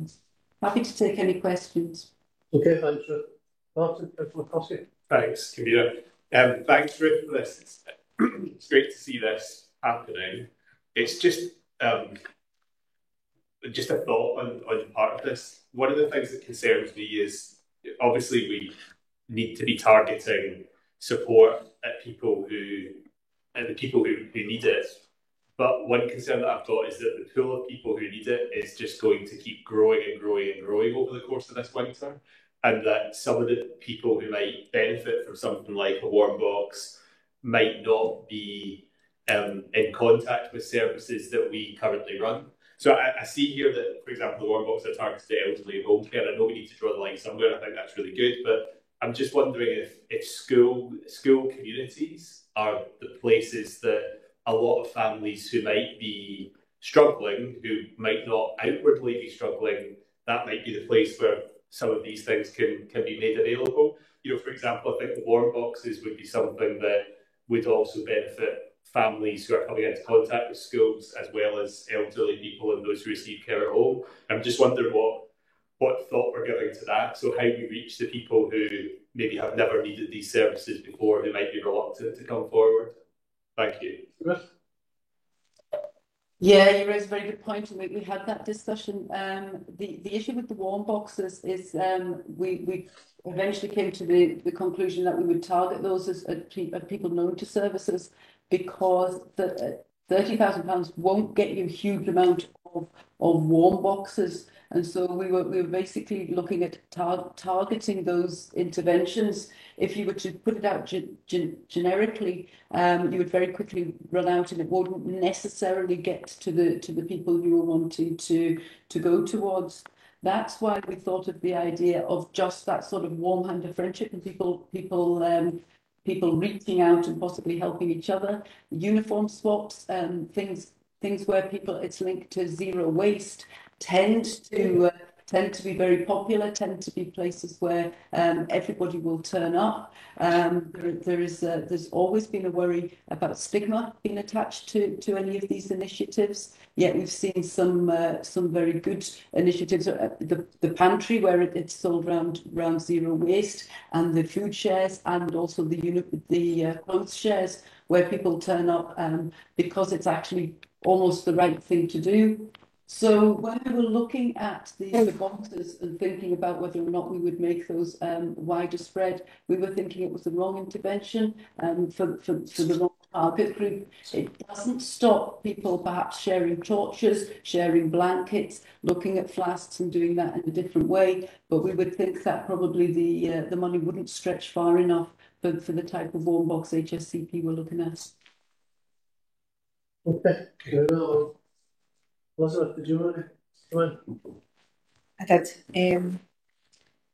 Just to add to all of that we've got an input with the Alliance Board in October about cost of living crisis and what we've gathered in terms of community availability and community provision to provide that warm hand of friendship. We're going to share with Alliance partners as well, but also ask the Alliance partners what part of the solution they can be too, so it's not just our third sector who should be responding to this. So that's something that we'll do.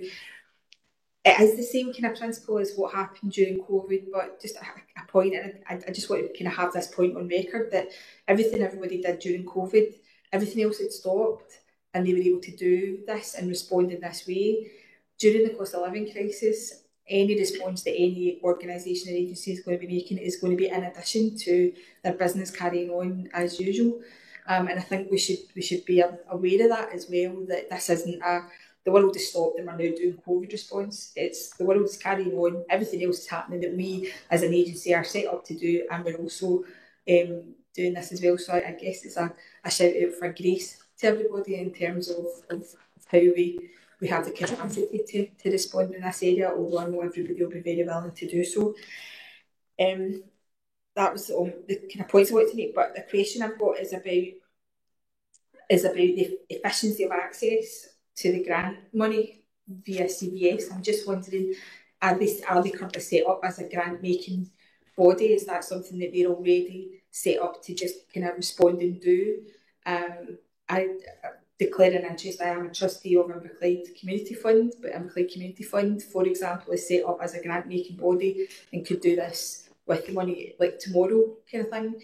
And it's not to say don't use CBS, but I'm just wondering if they're not able to respond like that, then maybe they want to partner with someone like ICF who's already set up as a grant making body. I think we did give funding previously to CBS to allocate grants. But Ruth, you want to? Yeah. Through you, Kavina, we went to CBS because it's a tried and tested model. It's very similar to some of the grants we've given out before. We will there will be a small amount for some administration. We also need to get this for get some marketing into this, because it's all a fantastic scheme. If nobody knows about it, then nobody's accessing it, and we know through being able to push it out there through paid for media that we will reach a higher audience. So that's sort of in our thinking about that. But I've had the discussion with Charlene. She feels in a position to be able to deal with this, and we're just talking through how it might look at this moment. Okay. You okay with that, Alison? Yep. Chris? Thank you. I think it's a very welcome statement, a very welcome idea. I think it's something generally I think Michelle within various groups now, with various political groups, we've all been thinking, well, how do we get around this? How do we get get things done? How do we get the community mobilised? Because we, as a single organisation, we can't do everything in Clyde Council, and the Scottish Government obviously can't mitigate everything as well. But I think it's great. I think there's ideas coming through. I think Elizabeth, what they call it, has mentioned ideas of the warm boxes previously, and it's good to see that's incorporated here. I'm just looking at 4.2 in particular, with respect to the intention to create a directory of all the places available in residents across the public, health and voluntary sectors. Everyone who's cold knows we can get warm, stay warm. I'm just wondering how we're going to do this directory. It's going to be at a strategic level, so there's facilities within every community. Thinking on my own ward, I know there's maybe not necessarily there's the Folkestone community centre, but there's a number of church halls and local halls as well that could be utilised. These maybe not necessarily open all the time generally, but is it something that with the grant you're trying to go out and encourage these to become local community hubs, just so there's always something in the area, so you don't necessarily have to travel to get to the community support. You've got that support within your own community. I don't know, I was reading the Greater Telegrass last night with the Craigend Resource Centre. They seem to be travelling from all over Inverclyde to get the Craigend Resource Centre. Officially, yeah. Ruth?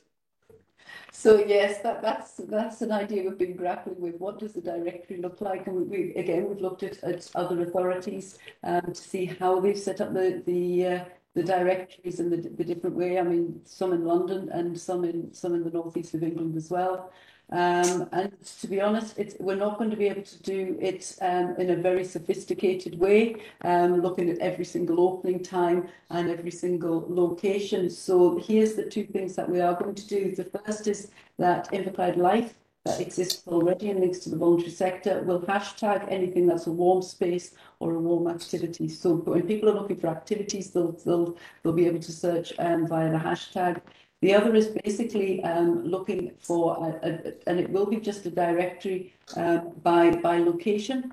So here are the areas that are offering warm spaces or warm activities, and almost a link to their website. We looked at possibly, we were looking at somebody keeping it up to date once a week, So as things come on board, then we'll be able to add things to the directory. But it probably won't be as sophisticated as here's the whole of Inverclyde, here's every hour that something's open, because we're not going to be able to have the capacity to run that. And when I've looked at other sites, they tend to not have that level of sophistication either. So it's basically, it's just an overview of things that people can access.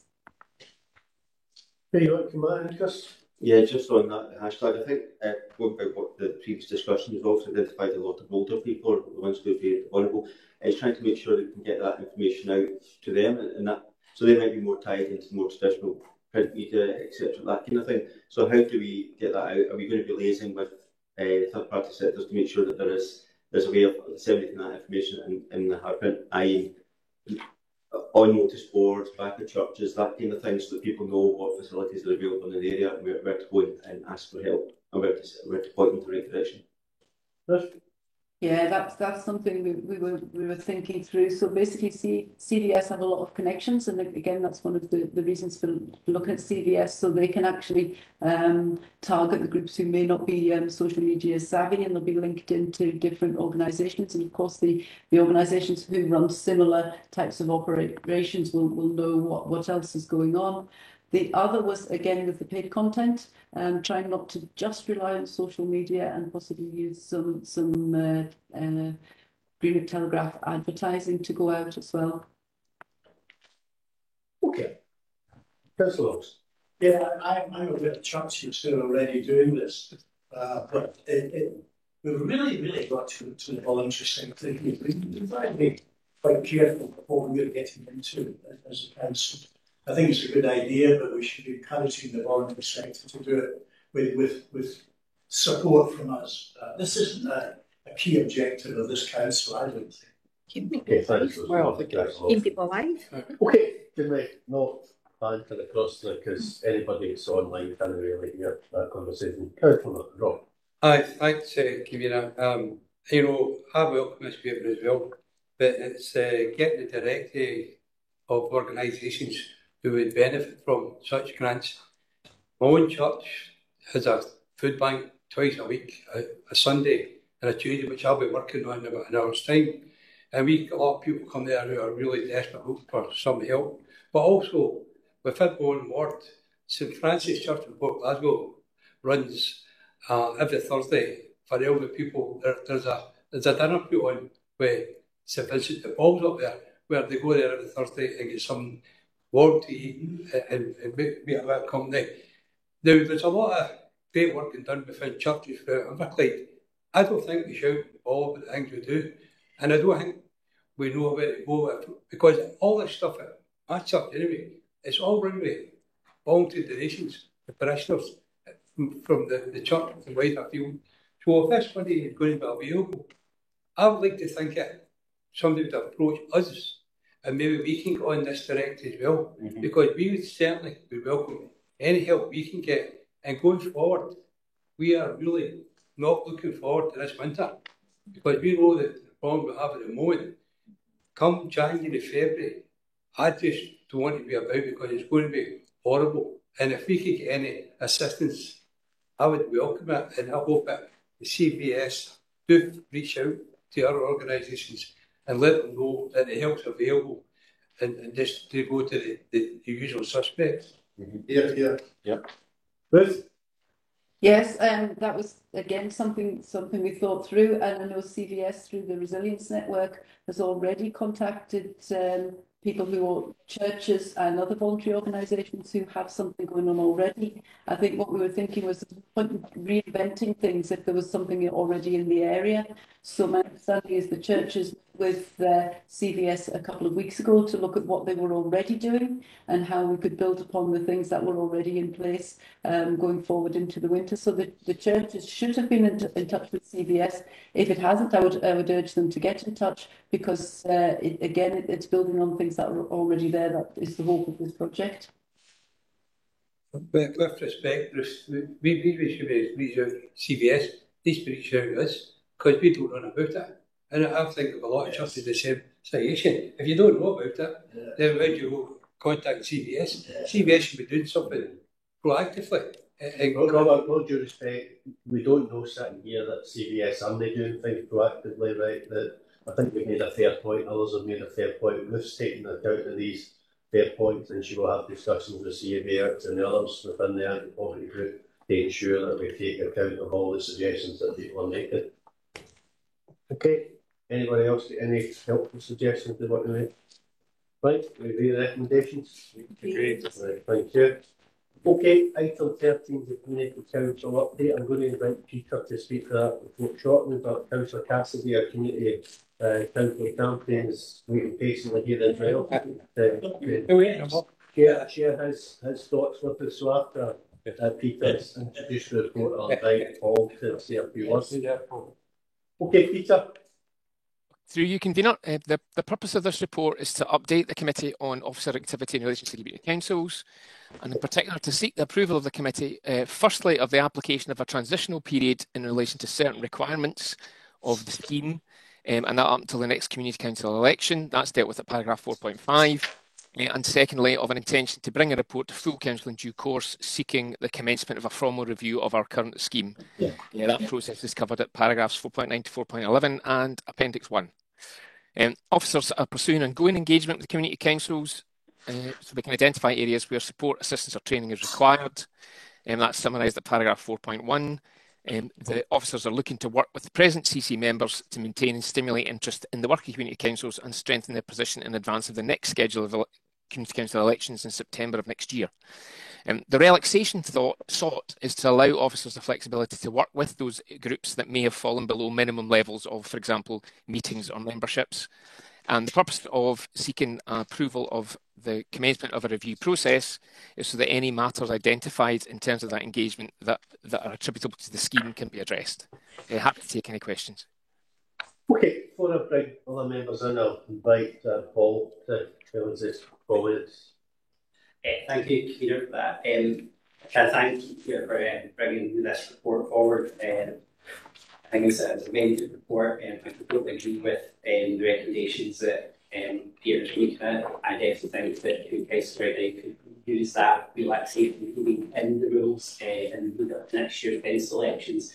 But in particular, I welcome the review process started before the scheme establishments for community councils, and Peter can correct me if I'm wrong in this, but I think the scheme was last updated in 2011, so it's grossly in need of an update. It's been too long, and I welcome moves to update it. I know that officers have been working particularly hard for what the community councils to address issues they have and find the support, so appreciate that probably passed some background information on that earlier. I think we've seen what officers have been doing just for community councils over the last few years. Okay, thanks, Simon. Okay, any other member want to come in? Oh, that's not me. Yes. A bit of experience at community councils yourself. Yes. You know, like casting feels like we are getting good training for becoming a councillor. Council. Well, my question was on this delegation, Peter. I'm really concerned the current community councils on that. I think it would be useful to get their input, and I think you're going to do that and put out some sort of consultation to them for their views. Peter? Through you, Convener, we've already started a consultation process with them just to see if they have any particular issues with the terms of the scheme as it stands. So there's a questionnaire out there just now, and we're awaiting responses. Okay, any other comments? Martin? Thanks, Peter, for the paper. Just on the timeline, I'm not sure I understand it. Will this review be conducted before we have the elections? Presumably, yes, but I'm just not sure in terms of the timeline that's set out, how that works. The other thing was just on making sure between now and the next elections that we don't end up with community councils just kind of like further declining. Like, is there anything the council can do in terms of like maybe something like a campaign for co-option, you know, in terms of trying to get people involved at this stage who might then want to stand in future elections? I'm just concerned that we allow the community councils kind of, I know that this is what the paper's trying to avoid, but that we just have a period where some community councils that are already starting to get hollowed out, just hollow out even further. Thanks. Again, so through you, convener. So, firstly, as you've identified, yes, one of the reasons we're seeking this relaxation is so that we can have a community council that has, say, got a low number of elected members to let them co-opt more in the interim, which might take them beyond the limit in terms of the scheme ordinarily, and it lets them continue that interest up until the next round of elections. And I'll defer to Mr. Scott if I'm wrong here, but we are working with the existing community groups and community councils to try and maintain that interest as well. So we built up levels of interest now before we get to the elections time. And I think your other question was on the timelines for review. Yeah. How long is the review? Subject to certain minimum consultation requirements, it's a bit of a how long's a piece of string. So the timeline we've included there is in accordance with the Scottish Government guidance as to what they anticipate a review taking. It could be quicker than that, it could take longer than that. If it was to take us beyond the date of an election, it would then be a decision whether we would hold an election under the existing scheme and then look to implement a review at another date. But you could still commence the review process just now. I mean, I would have thought, Peter, our objective should be to try and complete a review in advance of the elections. And if required, potentially postpone the elections until the review is completed. I hope we could try and expedite the review.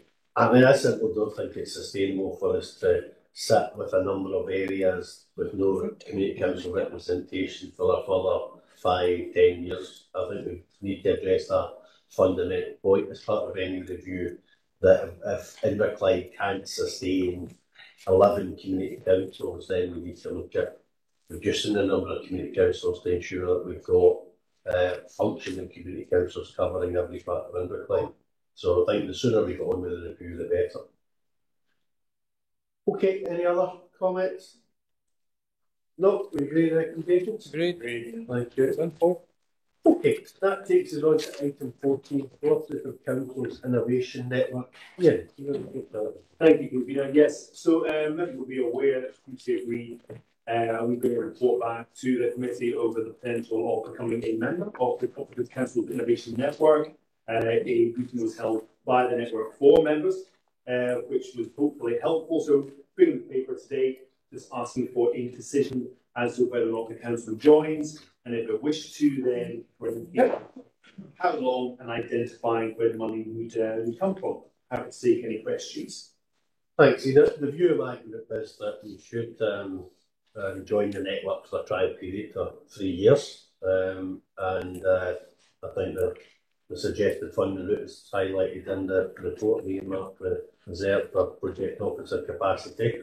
But I think it's important, if we're going to join this network, that we need to ensure that we're fully engaged in the network. We need to ensure officers and elected members are participating if we're going to get benefit for the money that we propose to pay out into membership fees. And I think we should also be looking for an annual report in terms of our participation in the network and the benefits that we've secured from being involved in the network.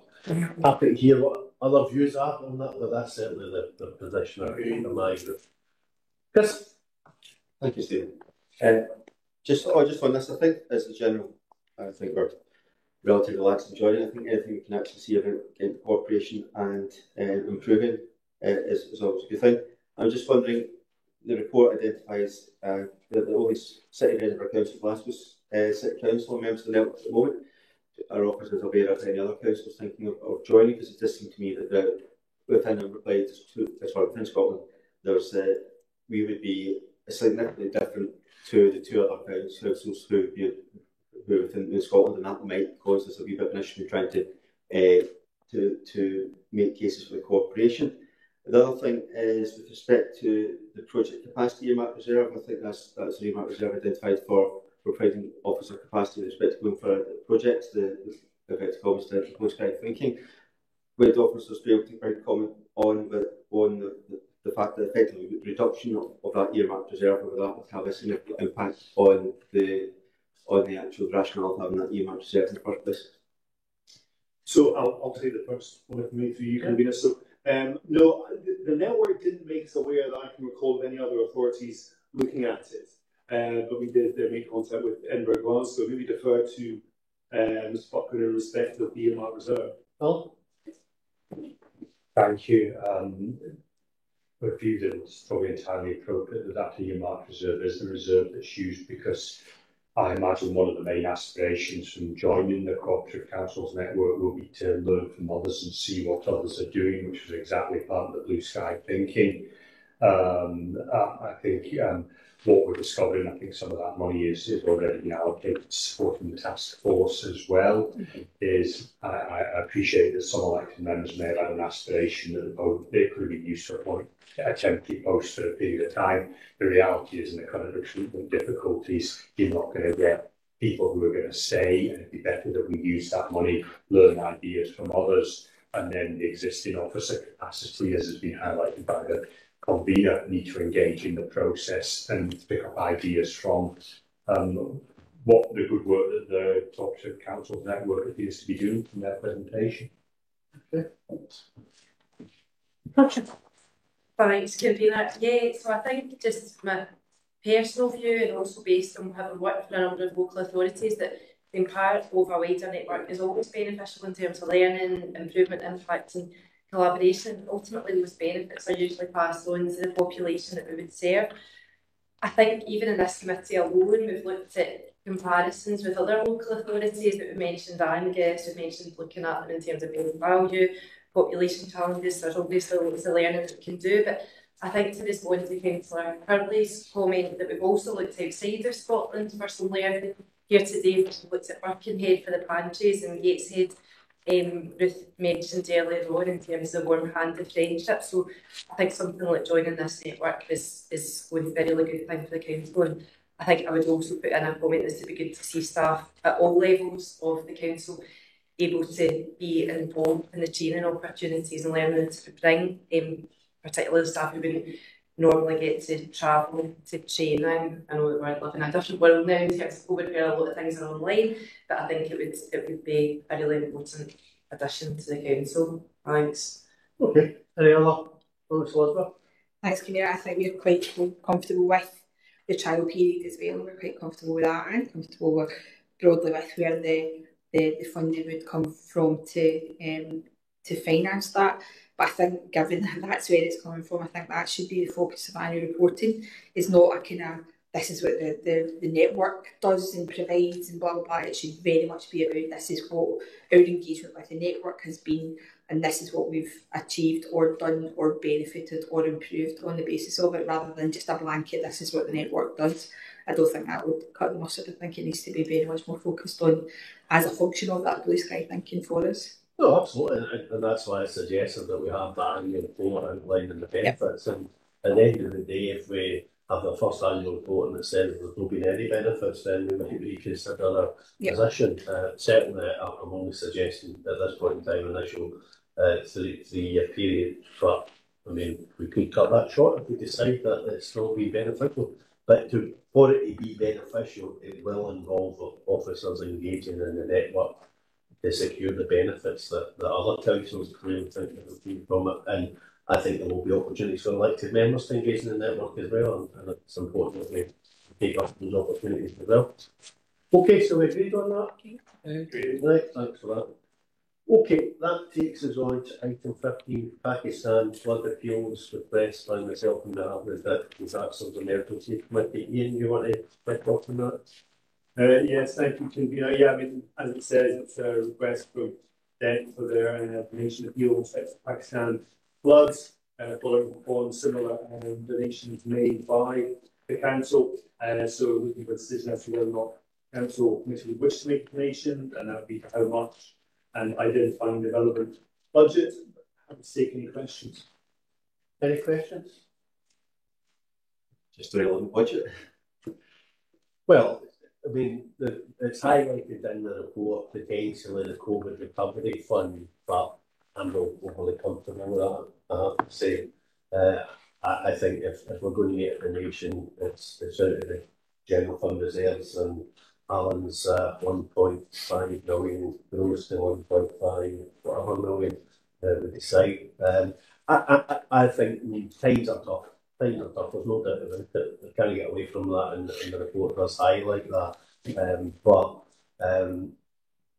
things in Pakistan and places like that are a lot tougher than we are facing. I think we are a council and a country, indeed, and the UK government obviously has contributed to the crisis appeal, and the Scottish government has contributed as well. I think we have to reach out to our fellow citizens in other parts of the world who are facing very, very difficult circumstances, and it's not going to be allowed we should make a donation of £20,000 to come from the general fund reserve. I think £20,000 is a fair number. I think it's important though it's not been identified as the exact cause of the climate emergency, but it's important to note that there's a contributing factor to the actual rains that caused this flooding has been linked to the climate emergency, and we all have a part to play in that. We're all the cause of that. Based on our overuse of the resources of the planet. So yes, we're not immune for these things. We should be making a contribution for people who are impacted by our use of energy. Thank you, maybe okay, thanks for that, Colin. Okay, right, we're now into the section of the committee that says meeting presented for nice and for so officers won't actually introduce those reports, but they'll all be prepared to answer any questions. So the first item is item 16, really what events 21 and Platinum Jubilee. Has anybody any questions or comments on that report? Somebody going to turn their phone up? David. I'd just like to comment. I'd like to compliment George and staff on the Platinum Jubilee events. We really did recognise it here, which was very encouraging. I've also already complimented yourself and the Chief Executive and how the council has handled the past week in terms of protocol, which has not been consistent with all councils in Scotland. And I do again congratulate you. Okay, thanks for the comments. Any other comments? Just one point, I suppose, maybe worth raising.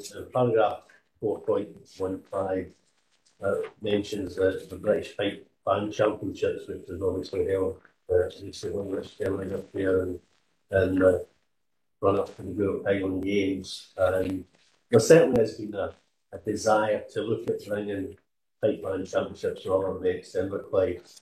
I think we had a discussion, certainly the members from the working group and obviously the CNP about the discussion, and at this point in time, the view is that we can't afford to commit the funds that would be required to fund a championship like this at this point in time. But what I would ask is to be open-minded about if there was opportunities for major sponsorship that came along, that it would significantly reduce the cost of the council running these type of events, that we would be open-minded about considering those events if there were sponsorship available. Are we content with that? Absolutely. Yeah, content. Okay, right, so helping that, we just note that report. Item 17 is on the update of the regulations for investigating the Scotland Act 2000. Again, that report's for nothing, but Martin uses here if there's any questions that anybody wants to ask. No. Right, if you're not likely, Martin, so nothing that report. And that brings us to the end of the public business.